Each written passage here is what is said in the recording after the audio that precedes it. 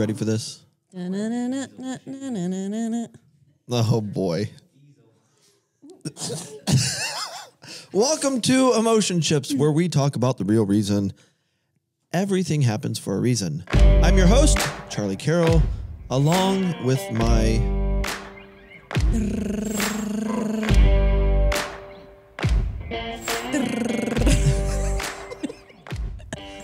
compositional co-host, Mallory Redmond. Welcome to the program, Mal. Thanks. Compositional co-host. I don't know what that means. You create things. You put things together. You write stuff. Compositional co-host. Is that a word? Compositional? It is. Oh. Yeah. Welcome to the program. Hey, thanks. So much to talk about today. Merry Christmas. Merry Christmas, everyone.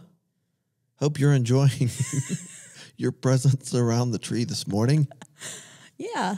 Great day. So much to dive into. I really don't have do all of the time, but just pulling things out. I was reading an article this morning about crisis fatigue, talking about COVID-19, and just people are absolutely done with it. Some are calling it the quarantine fatigue, but in psychology, it's called a crisis fatigue, where you just get tired of being tired. Yeah, for sure. This was a study that we will throw into the program today from the Ohio State University, Wexner Medical Center. Great. I was just... Great. Let's go. I was just having a conversation this morning with a friend of mine who is a stay-at-home mom of a 2-year-old, and she's losing her mind, which of course she is. But she was telling me that she went on a socially distanced walk with a friend of hers, her and her daughter. Meaning she did not walk close to... I guess. I don't know. They live out in California. And anyway, her daughter, the point of this entire story is that her daughter is much more anxious around people now than she was pre-quarantine. Yeah. And my friend was saying, like, she has forgotten how to be social. And so she's clinging to me, and she will only be around me because she has not been around other people. And it just got me thinking again, which we've talked about before, just like the long-term effects of this season that is obviously the virus is real and it's impacting people in negative ways, but not just physically. No, for sure. And years after the vaccine is out and the virus is under control, we will see all of the, especially in the area of health, all of the ramifications of the virus, just like social distancing. I mean, we've said before that a lot of studies are out there talking about the effects of social isolation, and it can be as bad as smoking up to 1 pack of cigarettes a day. Right. It's crazy. It's super crazy. Interesting enough, The Hill had another article out about, is this, they were asking the question, is this the end of American cities? They were talking about all of the big cities, which New York was number 1, then Los Angeles, then Chicago, in residents just fleeing the cities because of how close you are to people in proximity. That New York has lost approximately 3% of their New York City, their population, because of the pandemic. Interesting. Well, I mean, there's only so many places to flock to. Yeah. In Florida, just using New York as an example, a lot of the East Coast has gone down to Florida, and now they're dealing with some issues down there as everything has come with the people in the moving trucks and on the plane. Gelman's making me laugh because he says that this conversation is a little bit of a downer for Christmas morning for people. Don't worry, folks. We're getting there. Don't worry. Be happy. I think the same, though, is true in Colorado. Lots of people in the past, 10 years have moved to Colorado. I feel like Colorado is just going to, sink into the ground. There's so much weight on it. Well, do you see how many people are leaving? And it's not necessarily because of the pandemic. I mean, that is true, too. But people are leaving California like crazy because of their response to the pandemic. And, they're just going to collapse from a financial standpoint. Mm-hmm. I mean, Elon Musk is now pulling out. And there are a whole host of people. I mean, Joe Rogan kind of started that and just said, we can't afford to be here anymore. Right. This is crazy. Yep.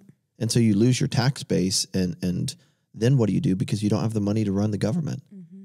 I mean, we've already seen this, when you're out there in Los Angeles or any of the big California cities, like the people that are in transition, which is what we refer to when other people typically call them homeless people, it's off the charts. Just people can't do it anymore. Although, I mean, here in Dayton, downtown is a ghost town. Sure. Yeah. But I was telling you, my husband and I went out to dinner in a suburb, and it was like jam-packed last weekend. Yeah. Well, it's really, you should read the article. It's the point of this article asking, is this the end of American cities? And I don't think so.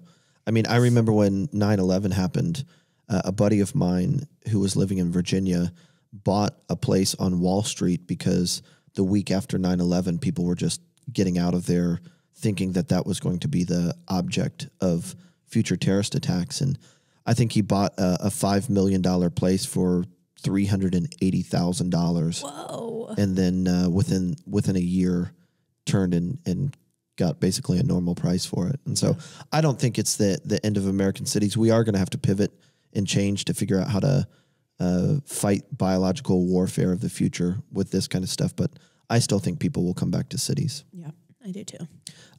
Speaking of that, there was, when looking at the quarantine fatigue, getting into it, one of the quarantine or crisis fatigue, what they brought the article to was this idea of you have to be able to figure out what you can control and what you cannot control, which is what we've talked about a lot on Emotionships, the podcast.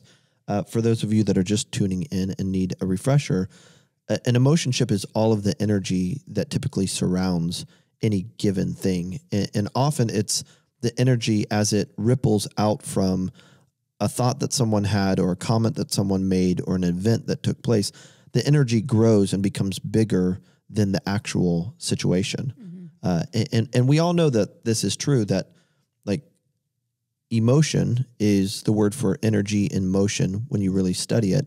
And then the relationship aspect to it, to make it an emotionship, is what is the relationship to that energy that is in motion? And most of the time, when you go through a hard time, it's not the immediate situation or what's actually going on that scares you or affects your life. It's the energy around it and the messages around it. And so they were just suggesting with this crisis fatigue, you really got to get control of your mind and acknowledge what is and what is not. But people's minds tend to spin and anticipate the worst, and people are just tired of being tired. Yeah. So can you give an example? Of an emotionship? No, I mean like a way to get control of your mind, like in this crisis fatigue example. Well, I think if you were to journal 10 things, come up with your whatever number, even 3 things that is in your control today, and then lean into those things. Like go work out. You can invest in your body. Put good food in your body today. Call someone and grow a relationship. What crisis fatigue or quarantine fatigue comes from is what we talked about several episodes ago with just like zooming in too much on something, like focalism is what it's called.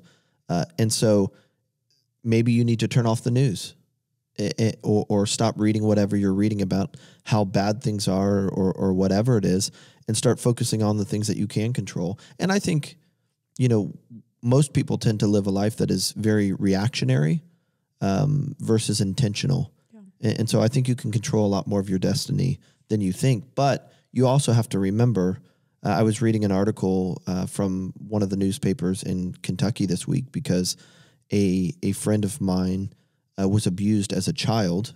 He was in the Catholic Church, and he was a part of one of the sexual abuse cases. And this priest just passed away, and believe it or not, they had a hard time pinning these acts on him, like these criminal acts of abuse on these altar boys.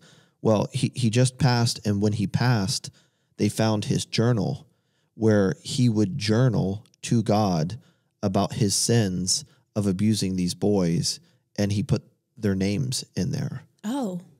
And so my friend was being interviewed by this paper, and we can put this in here, really just talking about closure, because now it wasn't him versus the church or these boys versus the church, that there was actually an acknowledgement here of this priest abusing them. And so when it comes to trauma and dealing with abuse, or even quarantine fatigue or crisis fatigue, you've got to deal with what you can deal with. You've got to get your hands on what you can deal with. And often we tend to focus on and give attention to what we can't control. And whatever you put your attention on, right? Like understanding energy here, whatever you put your attention on is going to grow.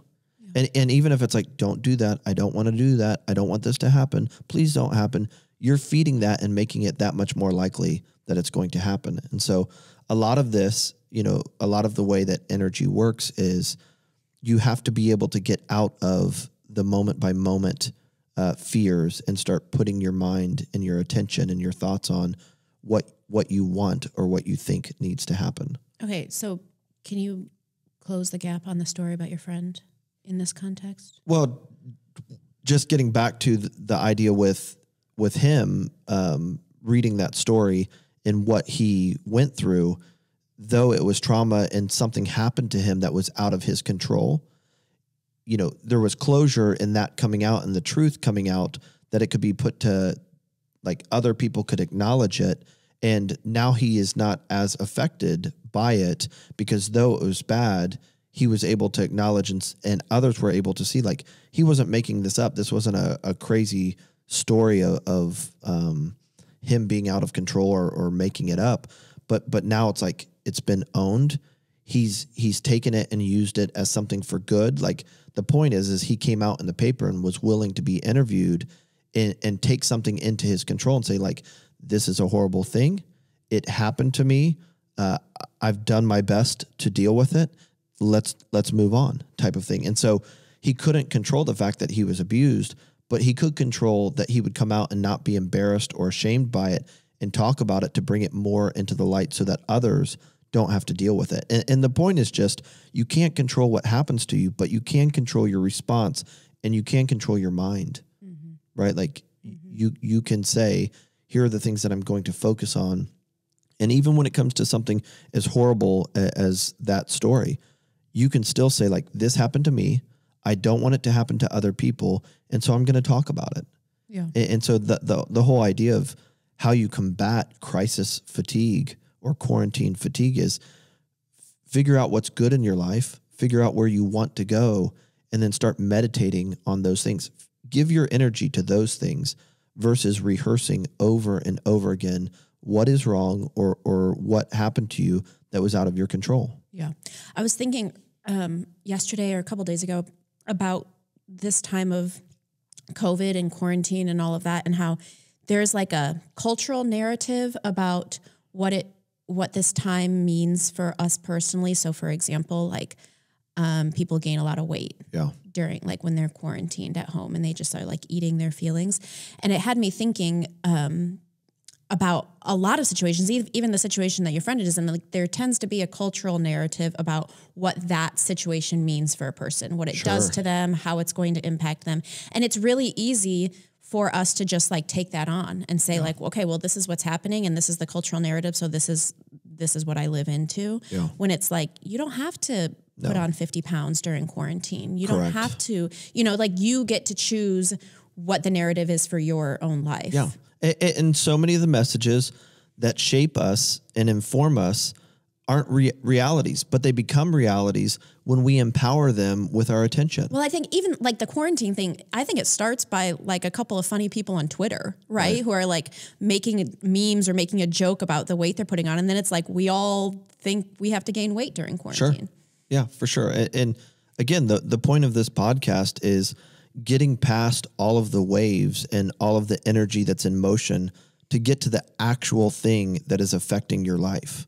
And most people go from one emotional wave or emotionship to the next. And you're actually not living your life. You're actually not in control of your life, because all you ever do is respond to these waves that in some cases were created decades ago by someone else, and you're surfing them.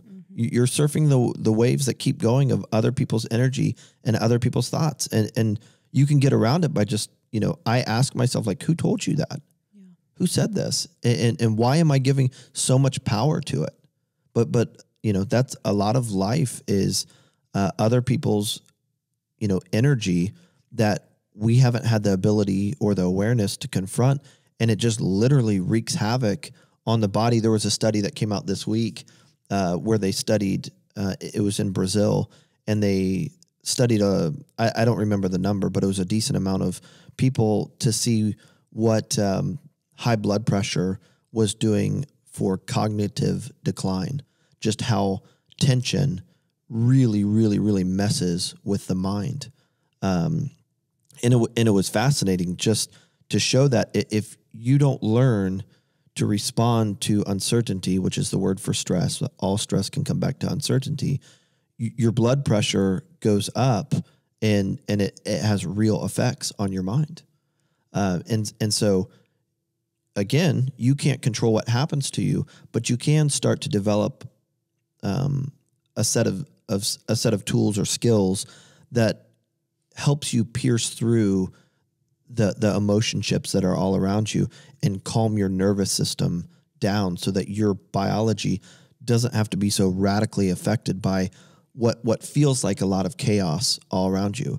And, going back to that book, The Longevity Project, after studying 1,500 people for over 100 years, the statistic was 98% plus of what you fear does not happen to you. Mm-hmm. And so if you are the kind of person that does nothing but believe the Emotionships that are around you, these emotional waves, this energy that's in motion from other people's fear, from other people's, baggage, then your biology is just going to be absolutely wrecked. Yeah. And you've got to learn how to combat uncertainty with certainty.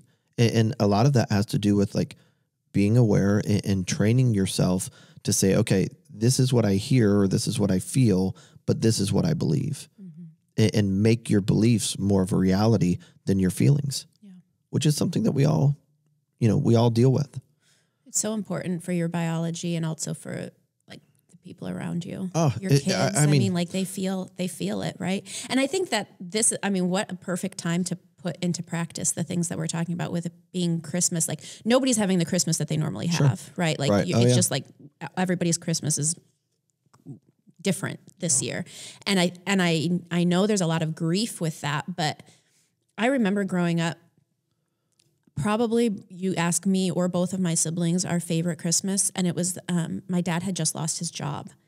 And so we weren't really expecting to have much of a Christmas.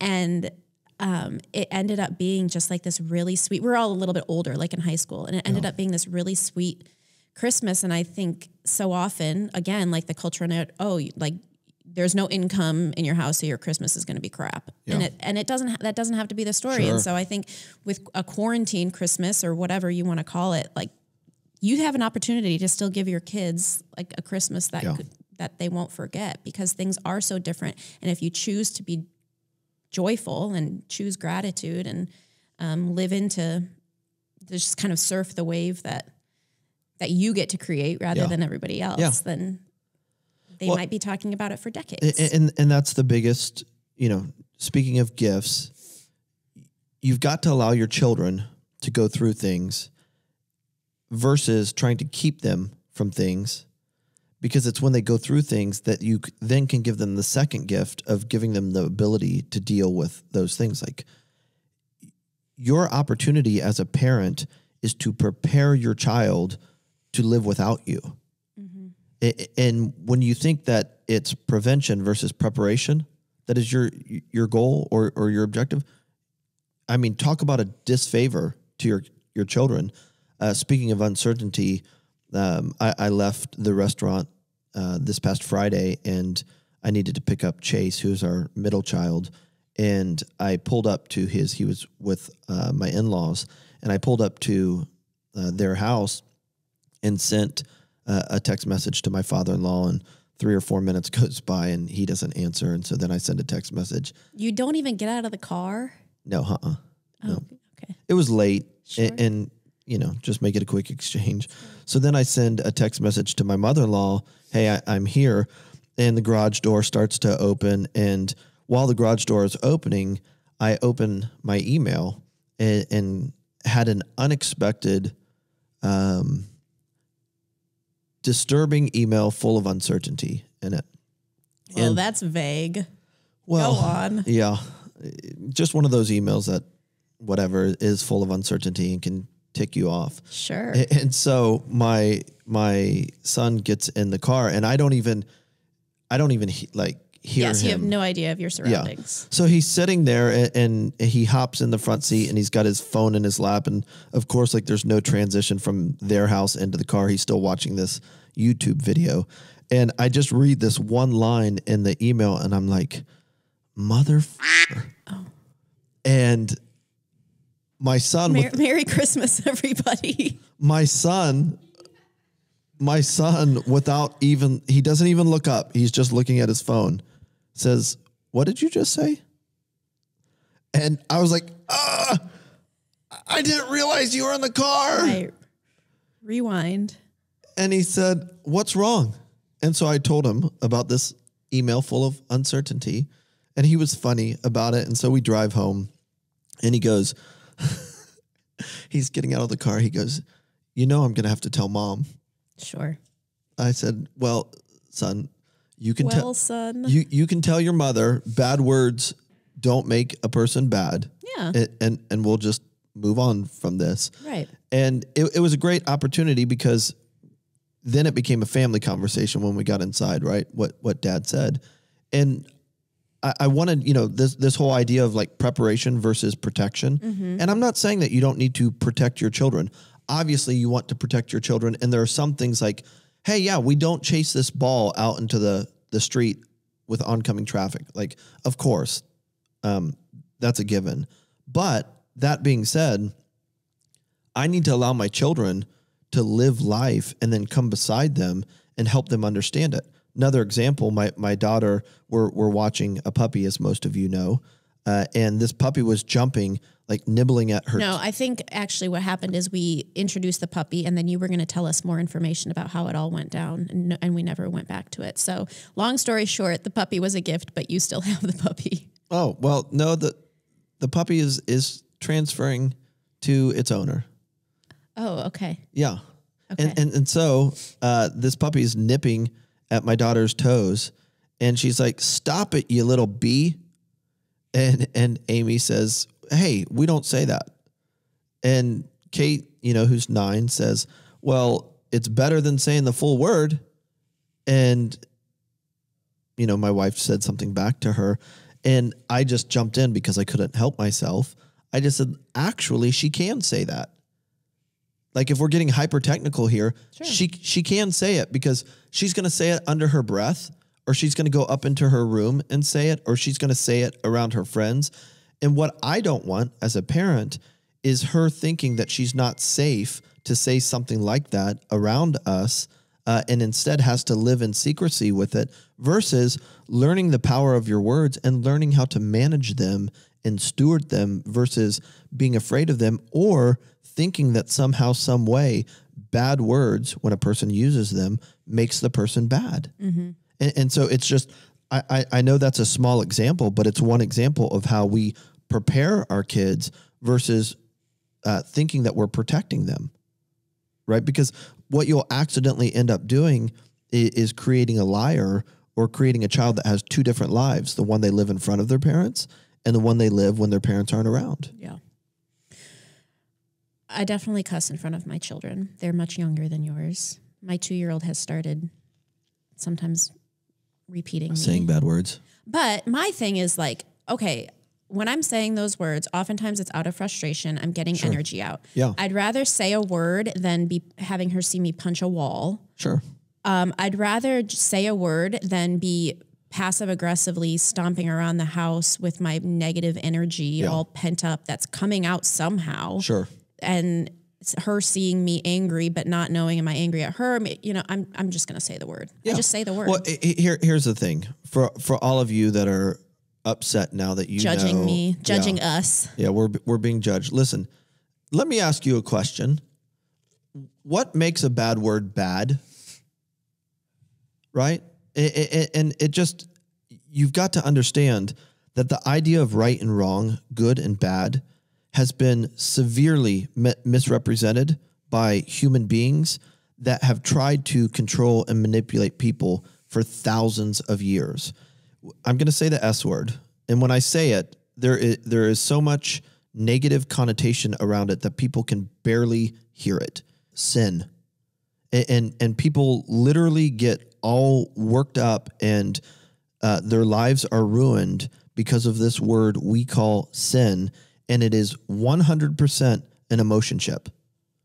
The idea of sin is severely more detrimental than the actual thing that happens. I don't know that there is a greater example of an emotionship than this idea of sin. And for those of you that are listening that are Catholic or Protestant, you know, you're Christians, you know, we can be the most guilty when it comes to blowing this word out of proportion. And I would just say that if you believe in the prevenient grace that God chooses a person and pursues a person before that person can choose him, right? That God goes before you and he chose you, that he knows everything that you would ever do, good or bad, and he still chose you, and that he wove into his narrative justification and righteousness by faith, right? The imputed righteousness of Christ, and justification by faith, which is not behavior modification or morality. If you believe in concepts like grace and mercy and forgiveness, then you've got to understand that God eliminated those sins that you should feel guilty about and shameful of and feel like you have to spend the rest of your life tied to them. God eliminated those from the beginning. And when Paul, the Apostle Paul, started talking this way throughout the epistles, people would say like, oh, so you're saying I can still do whatever I want? I can still be selfish. I can still participate in all these things. And Paul says, no, that's not the point. I'm not telling you that you're free from missing the mark, which is what the word sin means. Like it's missing like the chief objective that God has for you in any certain situation. No, that's not what it's about. It's about when you miss the bullseye, what would ultimately bother God is that you did not get all that he had for you, that his intention in any given situation was for you to hit the bullseye and to experience the thrill and the positive consequences of being right where you're supposed to be with that thing or that person at the right time. And so the word hamartia, which is the word for sin, I don't even like using the word, basically just means to miss the mark. The further you are away from the mark in any given situation, the greater the consequences.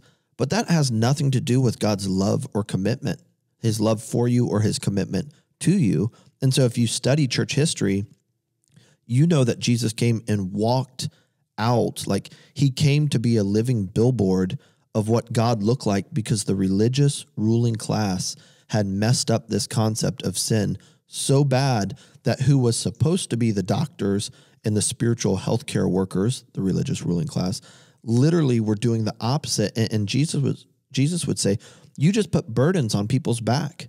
You severely misrepresent what this invisible, loving, light-filled energy is supposed to be. You distort it so much that you make people's life worse, not better. Mm-hmm. And so when we're talking about like preparing our children versus protecting them, you know, one of the main reasons your child will not grow and seize their destiny and be someone that takes risks and is out there is because they are scared half to death of messing up and what other people will think of them. And it all comes back to this idea of not understanding what missing the mark is really about. Yeah. We've upset Gelman. He's texting us Bible verses. Read them to me. Read me his Bible Oh my goodness, verses. There's another one. Goodness gracious. Yeah. James 3:10. Out of the same mouth come praise and cursing. My brothers and sisters, this should not be. Colossians 3:8. But now you must also rid yourselves of all such things as these: anger, rage, malice, slander, and filthy language from your lips. Matthew 15:10 and 11. Jesus called the crowd to him and said, listen and understand. What goes into someone's mouth does not defile them, but what comes out of their mouth, that is what defiles them. Yeah, for sure. And nothing that I'm saying contradicts that. That ultimately, at the end of the day, what the spirit of it's going to come back to is self-control. And so when Jesus says, hey, what you put in your mouth doesn't defile you, because this is something that the religious ruling class, they were living into Old Testament law and trying to make new converts of Christianity abide by old principles. Jesus was just saying in that sense, like, it is from the heart that things come out and matter, and self-control is important. And I should have a sense of self-control and discipline when it comes to what I'm saying. It does not mean that when something goes wrong and I say a word that has force behind it, comes out of my mouth, that now all of a sudden I'm a bad person, or that I've lost everything, that somehow now I'm a bad person. It just means that I lost control of a specific situation, or I let something come out of my mouth because of that lack of self-control. But at the end of the day, what makes a bad word bad? And ultimately what it's going to come back to is it's the heart, that it all comes back to the intention of the heart. And when you reverse engineer that and look at it, and God says, okay, put off filthy talk from your mouth. What we're talking about is an idea of what is light and what is darkness, what is pure and what is impure, and the things that are pure and don't come as easy often to think about or to talk about. Those are the things that we need to try to live into. But you can't have light without darkness. And so the idea is the darkness is the contrast that I try to discipline myself not to be an ambassador of, and slowly eradicate some of those things from my life. But where we tend to go wrong, in my opinion, is that we tend to, I would say, if we're going to make a huge deal about missing the mark, let's do it evenly. Yeah. And this is what Jesus would point out. Like, ultimately, you guys, and he was talking about the scribes and the Pharisees and the Sadducees, you don't care about sin. You care about certain things that you can shame people over. And what you're taking out of the mix here is that everybody is at different places at different times in their journey as they're trying to transform from darkness into light, as they're trying to improve and get better. And you tend to focus on or pick on certain things when God cares all about your heart. Yeah. Yeah. I'm not saying that I'm doing everything right because I cuss in front of my kids, but the people that point fingers at me for doing that, like, I see you stomping around your house being all angry and not doing anything about it. Sure.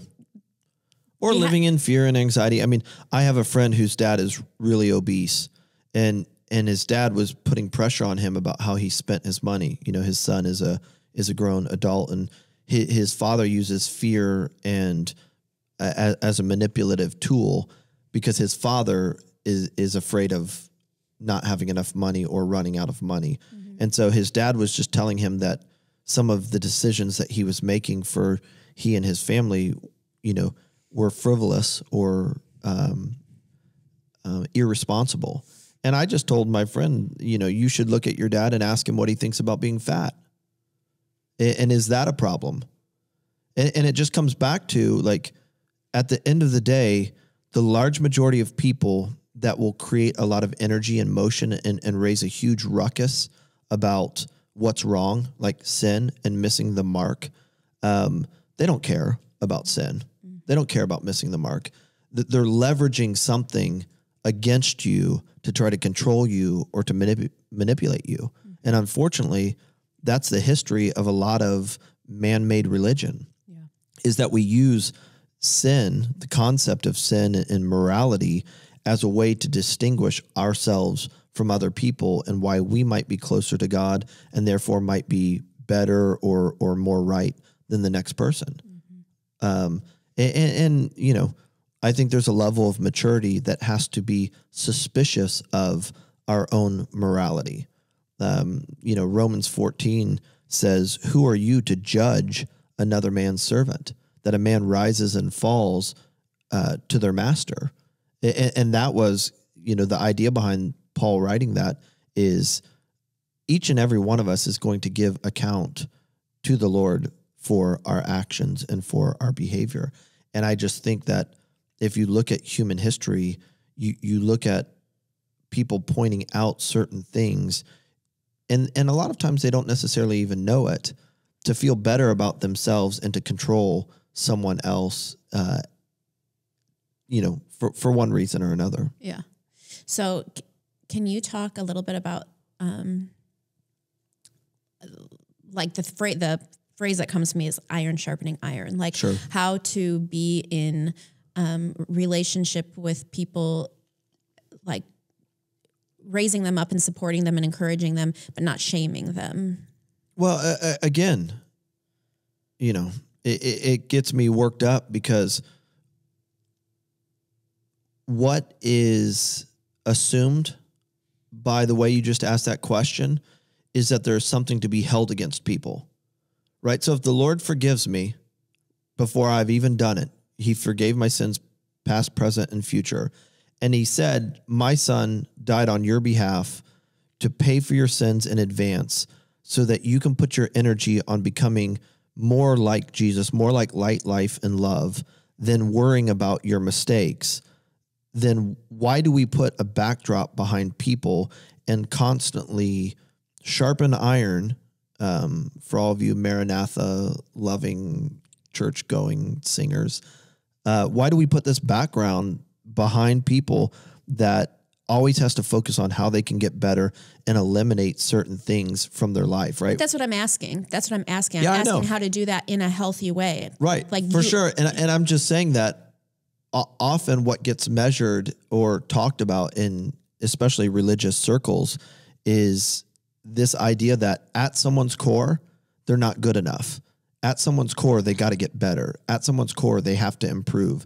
At someone's core, they have to get these things out of their life in order to be more accepted or more loved or more called. So I shouldn't have used the iron sharpen iron word. No, I think it's helpful. I think it's very helpful. But I'm asking the question of how to be in relationship with people, not seeing that at their core they're bad, but like all we talk about on here is growth and personal development. Yeah. And so being in relationship that encourages that. I mean, we all have areas that we grow and we want to grow and ways that we mess up, and we have to be able to be in relationship with people and like own that and talk about it without feeling shame, but like saying like, yeah, this is a place where I messed up. Yeah. It's, you know, you hear me talk a lot about John chapter 8, where the woman caught in the act of adultery is brought by the religious ruling class in front of Jesus. And he writes something in the sand and says, you who are without sin, you know, you who have not missed the mark in your life, throw the first stone. And it says that, you know, all of them walk away. And then he looks at her and says, neither do I accuse you. Go and sin no more, right? Stop missing this mark. It's less than what your Father has for you, which is, again, very interesting that in the concept, in the biblical narrative, the concept of God, which is, you know, three shapes that we identify as letters to describe a reality. Then there's the Spirit, which is the mother, who throughout the Old Testament is Lady Wisdom, and then you have the Son. So you have a father, a mother, and a son. And the picture there is God gave us sacred scripture and told a story of a father, mother, and son because we would be fathers, mothers, and sons and daughters. And so this whole story is an attempt to help us understand the divine eternal energy that has always been. And so when we lean into that and try to understand it, you see the life of Jesus walking out as a billboard. This is what God looks like. And so in the case of the woman that is caught in the act of adultery, he says, I don't accuse you, right? Go and sin no more. And what the standard would be there is the word says, like, this is the ideal way to live. And we're told that that is written on our heart. And so she would have known, whether, she was a religious person or not, that the way she was living was not best for her. I say all of that to say, outside of mental health issues or someone that has become so unhealthy by pursuing darkness and destruction that they no longer have a compass, the large majority of people have a strong sense of this is right for me or this is wrong for me. I think, when it comes to growth and challenging one another, I think it would be very helpful to be great listeners and listen, 90% of the time or 80% of the time to what the person is saying based on where they are and how they feel, and then give feedback versus talking out of a deficit on my end. And what I mean by that is I have personal insecurities that make me go too hard to some sort of skill or mindset that says, if I can grow you, or if I can help you change, or if I can help you get better, boy, am I a better person, and boy, am I more likely to be loved, and boy, am I more likely to be valuable. Mm-hmm. Often we talk out of our own deficits or our own needs, and we don't even know it. And so the best way to help someone is by helping them, because you are whole and complete, and you're not there to change them. You're there to hear and understand and provide any assistance you can if the opportunity is there. The opportunity creates the need. And so often what I have seen is that we think we honestly want to help other people, but really we're doing things out of a lot of the energy that is around us and the messages that we have believed that aren't necessarily true. The best results that I have had when coming beside another person is when I had no pressure whatsoever to change them or to think that they were a bad person or a weak person that needed to be changed or strengthened. Mm-hmm. When literally I could acknowledge that wherever they are right now, good, bad, or ugly, is where they are. And no matter what they do from this point on, they should not be more loved or liked by me. And they're not going to be more loved or liked by God. And it doesn't mean that there's not a lack of wholeness in their life, because that exists in all of us. Emptiness and gaps and holes and trauma and all of that. It's there for every one of us. But it's not my job to convict a person or to change a person. It's my job, to do what Jesus did, and that is to come beside them, to be available to them. And then if I have something to say, then I have a responsibility to say it in a way that they can take it and digest it and then put it into practice. But often I think that we think that we're the source that's going to change someone. And it's just, talk to a psychologist, talk to a professional counselor, talk to a priest or a pastor that has done it for any period of time. And they will tell you that you don't have that great of a chance of really helping someone when your goal is to fix them. Oh my gosh. I've been in situations before when I've shared with trusted individuals something that I was wrestling with or going through, and they shoot, no offense, Gelman, shoot a Bible verse back at me. Sure. And it's shut down. Yeah. No thanks. The importance of slowness in relationship, I think, is so important. Of just you can't put a Band-Aid over this and expect everything to be fine. There has to be a level of patience and just joining a person as it works out. And most of the time, that's what Jesus was doing. He was joining people. Yeah. The real pandemic that nobody talks about is our desire to fix everyone around us. True. Well, because we're uncomfortable with whatever it is I mean, that's what it's been like in my experience. Like, Sure. oh, I'm sorry that what I'm wrestling with is making you uncomfortable. For Give sure. me that Bible verse and we'll just call it good. For sure. Ask yourself the question, why do you feel so strongly about fixing someone else? That's I would love for people to answer that question. Why do you feel like you have to fix everyone? People, text us your answer. Text us your answer to 937-303-4788. I think I got that right. I think so. Yeah. But honestly, you know, I was raised in an environment, being in a Christian school, in a church where all of the time we were focused on and thinking about and talking about who needed to be fixed. Mm-hmm. It's a miserable life. Mm-hmm. And again, you know, you're going to get mad at me, and that's fine because I don't care that you're mad at me. But you just don't read your Bible. If it's, you know, if the Apostle Paul said, on my best day, my righteousness, my right standing with God, my alignment with God is as filthy rags, and he was being an advocate for the imputed righteousness of Christ.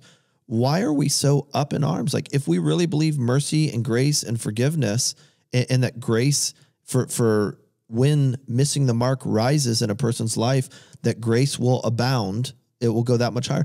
Why are we so worried about everything that's going to go wrong? It makes us feel better about our own miserable existence. Well, you know, people say that most of the time when someone's bringing up something in your life, it's a projection of what, you know, at its root, maybe not the same manifestation, but at its root, what they're dealing with. Why do you have to fix everyone? You're making everyone around you miserable. And the answer to that is because you have bought into this idea that your value comes from what you can do for other people or how you can fix other people. Mm-hmm. Can't you just be? Mm-hmm. And it's not that we're not going to see growth and improvement, right, and become more whole. But again, you know, if I read my Bible, it's the Son that saves, Jesus, by trying to walk out this lifestyle of love God, love other people. He redeems, and the Spirit convicts. And so I know that God can work through me to do that and to be a part of it. And someone would say, well, then how are people supposed to change? Or how are people supposed to like be convicted of their sin? Or maybe you just like, you don't care about sin, right? You don't care about missing the mark. And I would just say to you, like, never underestimate the law being written on someone's heart and the Spirit having the ability to convict someone of wanting, you know, what that level of life that John chapter 10, verse 10 talks about, which is abundant life. Mm-hmm. And talking about an emotionship, like sin is a crazy emotionship that is very, very loud. Too many professing Jesus followers believe and project on others that people don't want that abundant life. They don't want to experience life at a high level. And that just shows that, you know, you've been in the pew too long and you're disconnected from the people that Jesus spent most of his time with. He was with the quote unquote sinners, the people missing the mark, the tax collectors who were hated by the Jews because they were viewed to be traitors, and the drunkards. Mm-hmm. Those are the people that Jesus hung out with, and they wanted to hang out with him because he had an appropriate or the correct perspective on missing the mark. Yeah. And so when you make your religious expression, when you make it its chief goal to get rid of missing the mark, all you will ever see is more of missing the mark, because that's what you gave your energy and attention to. Yep. And sin is, the concept of sin has been used to put burdens of guilt and shame on so many people that the church no longer has influence with the world. Why? Because, and let's bring it all the way back to preparing my children versus protecting them too much, right? Preventing things from happening in their life. Why doesn't the church or the world want to have anything to do with the church? They don't trust us because we're dealers and brokers of this concept of failure versus being, more like entrepreneurs that say, yeah, I took on a lot of risks. Here's what I would have done differently. Here's where I messed up. But now here's what I am. Here's where I am and what I've learned. And most entrepreneurs get over this idea of failure because they've got to do a lot of it in order to pioneer something new. And God sent his son to die on our behalf so that we did not have to be obsessed with our shortcomings or our failures. So how would you advise someone, whether it's a parent or, they don't have to be a parent, just a person. How would you advise a person who feels like they need to start like taking off the bubble wrap a little bit, either on their own lives or the people around them? Yeah. Like they've not been doing much preparing. They've been overprotecting and not really living the fullness of their life. Get the F out of your own Emotionships. Okay. And what I mean by that is if you are bound and you're still living by other people's rules and you're scared half to death to make a mistake or whatever it is, you cannot produce free children as someone that is still all bound up. Yeah. And so freedom leads to freedom. And just because you think you've got your fears or anxieties or your worry masked or your anger masked, and you're going to talk your children into freedom, it's not the way it works. You have got to get out of, an emotionship in most cases is a lie because it's distorted. It's grown to be this thing that is bigger than the actual reality. And so if you're going to produce free children, you've got to get out of your own fears. And too many of us parent our children out of, here, do the opposite of what I did. But yet the connecting factor there is the fear behind it. Like, I don't want you to turn out the way that I turned out, so don't do this. Mm-hmm. Some of our parents' generation, got pregnant out of high school and got married because that was the right thing to do. And they turned one mistake into two mistakes. And then their whole goal became, how do I scare my kids so much about having sex before marriage that they just don't do it? And that creates this fearful emotionship that ends up reproducing a lot of the same action, even if their children did not get anyone pregnant out of high school. Right. And so there's this holistic integrity to life that you can't ignore. And emotionships are often the attempt to get around that or distort reality in order to try to produce a different result. But a lack of freedom will never, or if you're in bondage, you're not going to talk someone into a level of freedom that you don't have. Right. And it doesn't mean that children can't get free or be free. It just means that parents that try to manipulate or use fear to create freedom in their children often fail because fear is a form of faith that ends up reproducing that behavior. Mm-hmm. Right? Fear is faith that it won't work out. That's what fear is. Like, I just have an abundant amount of faith, fear that I'm not going to have enough money. Mm-hmm. Fear is a form of faith. Mm-hmm. So you have what is he, 16 now? Yes. Charlie? Yep. How do you let him go? Yeah. I remember I'm having this flashback of when I was probably around his age, 16 or so. And I don't know, maybe I've told this story already, but I got caught drinking. Yeah. And my parents, they came down on me pretty hard. And then literally the next night, my mom extended my curfew. Yeah. And I think she was doing the best she can to let me still go out and live my life and not keep me too tied down. Drove my dad crazy. Yeah. But it's such there's such a tension there. Yeah. Yeah. Here's the ultimate Americanism, right? And it's an emotionship, and the church does this like crazy. we become like lion tamers with words. Like we're going to control and get these words in order, which words are just an attempt to describe a reality. And again, this is a great example of an emotionship. If I can get the words right and if I can use them enough, then I'm going to get the right behavior. Here's what we don't understand.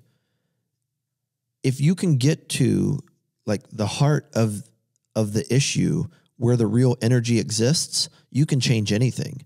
And here's what I mean. As a parent, if you have a life that your child wants to be a part of, that your life actually holds weight, and what that would look like is things have come from your life, other people want to be a part of your life, that your words are pretty close in proximity to realities that are always unfolding. The biblical concept for that is like doxa, is the New Testament word, which means weight, and it was a way that they weighed things. And so when we talk about Jesus being the King or the Lord of glory, it's the word doxa, which means he's the Lord of weight, which means what he says happens, that there's substance and there's a close proximity. You know, I think of like geographical markers, like when you put an address in, you're going to get these coordinates that says if you put this number on a map with this number, north and south, east and west, you're going to have a bullseye that hits the mark. It is hilarious, and it's a great example of an emotionship where parents don't get and don't understand the difference. All words are not created equal. I can use the same sentence that you use, and because my life has more glory or weight in it. Hey. I'm not saying you, of course. Oh. My words carry weight and yours don't. So answering your question about my 16-year-old, hopefully I have lived my life in a way that has weight to it. And so when I say to him, like, listen, you can go have sex and I can't stop you. And actually sex is really great, but it requires the right context to do it. You can go and try to do it, and there's going to be some things about it that are fun and feel good. But if you get the context wrong, the price that you could pay, A, B, C, D, and give him examples, is crazy. It could really set your life back. Now, that being said, here's the pressure that you're going to face. Here are the opportunities that you're going to see. I'm just telling you, I would avoid that. And if you're ever in trouble and you need help, like, let's talk it out. That is the kind of weight I hope has come from my life and that he has seen, not between him and I, as much as me and the world that I live in. And now all of a sudden, because all words are not created equal, he can see that those words have weight. Like Dad's words everywhere else seem to line up, and what he says seems to happen. Like he's been a connoisseur of like truth, that which adheres to the facts. Mm-hmm. And so I've got to figure out if I'm going to listen. And when he doesn't listen, like he came to me not long ago and he said, hey, I'm sorry. I know that you've said I shouldn't be playing video games after this time, and Wi-Fi shuts off automatically at this time. I kind of rigged it and went around you and I did it. I'm sorry. That's so great. Yeah. I'm like, perfect. Thanks for telling me. And also a way to like be rigging things. That'll serve him well in other contexts. Well, sure. But it just came back to like, okay, he fessed up himself. I didn't have to do that. Mm-hmm. I didn't come down on him so hard or shame him or take it away. You know, now some of the discipline stuff might have to happen in the future, but it's like with my daughter, when I said like, nope, actually you can use that word.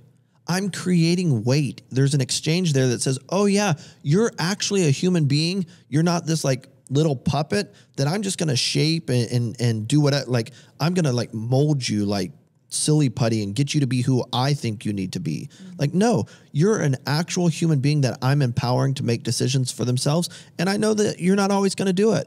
So if you want to go up into your room and say bitch around your friends or say it at school because it's cool, like, of course you can do that. But here's the penalty that can come with a lack of self-control and just letting anything that flows out of your mouth flow out of your mouth. Jesus doesn't care about the word bitch. Bitch is just a series of shapes that make a letter. That's not the reality. The overall point of self-control is you're always going to be in situations in your life that could produce an involuntary reaction to something that could harm you.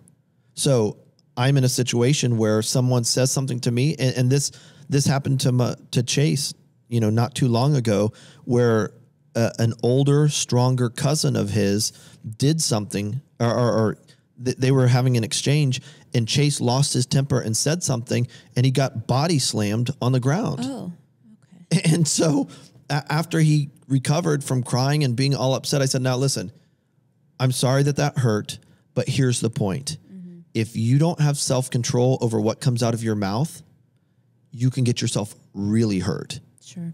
There was a story not long ago in Nashville where we have some of our businesses, and my dad lives, where someone confronted someone in a bar because they did not like the way they were behaving.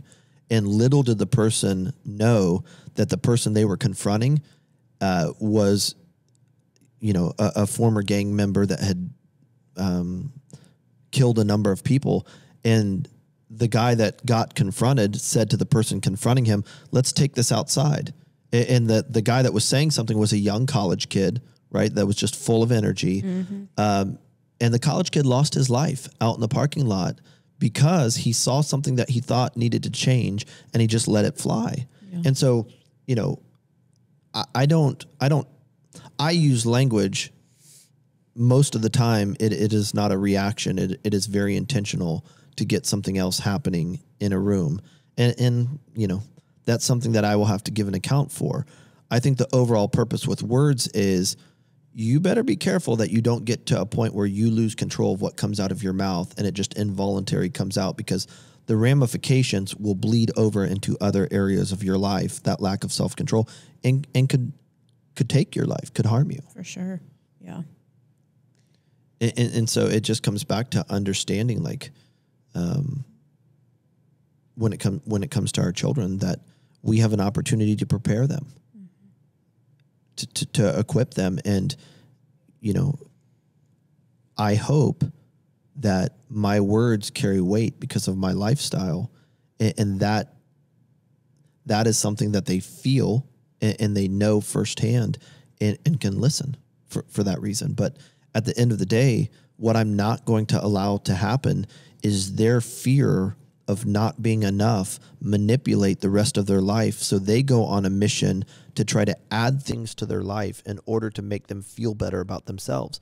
They will not achieve their destiny if they do not understand that they are equipped and ready to go. They're valued. God has a plan for their life with nothing added, nothing taken away. Yeah. I am not on a mission to eradicate imperfection from my children. I like imperfection. I like failure. It is an opportunity to grow. It is an opportunity to learn. It is an opportunity to become a person that changes the world. That's good. Merry Christmas, you filthy animals. Such a good movie. That's it for this Christmas edition of Emotionship. So are we going to give it a number, Yeoman? He doesn't know. Yeoman doesn't know. It's the Christmas special. It's the Christmas special, ladies and gentlemen. Merry Christmas.